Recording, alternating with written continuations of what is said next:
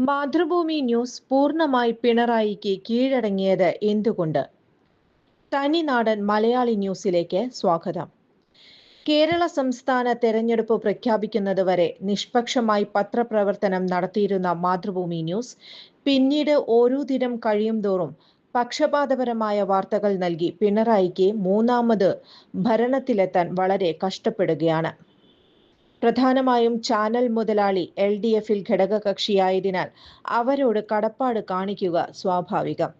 ആയതിന്റെ പേരിൽ മാത്രമല്ല, PRD department വഴി ലഭിക്കുന്ന കോടികളുടെ പരസ്യം വേറെയും.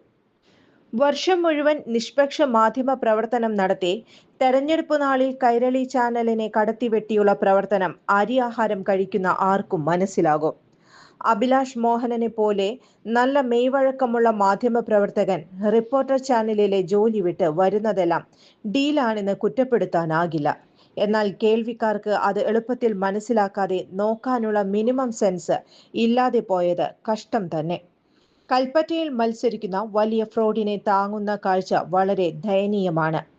ഇത്തരത്തിൽ തരം താഴുന്നതിന് മാതൃഭൂമി ന്യൂസിനും അതിന് നേതൃത്വം കൊടുക്കുന്ന അഭിലാഷ് മോഹനന് എങ്ങനെ സാധിക്കുന്നു? ഉത്തരേന്ത്യൻ മാധ്യമ പ്രവർത്തന രീതി നമ്മുടെ നാട്ടിലും അവതരിപ്പിക്കുന്നവരോട് എന്ത് പറയാൻ ഇത്രയും വേണോ എന്ന് സ്വയം തീരുമാനിക്കട്ടെ. സ്വാതന്ത്ര്യ സമരത്തെ വളർത്താൻ തുടങ്ങിയ പ്രസ്ഥാനം ഇത്തരത്തിൽ മാറിയെങ്കിൽ മാപ്പ് മഹാത്മാവേ. നന്ദി, നമസ്കാരം. തനിനാടൻ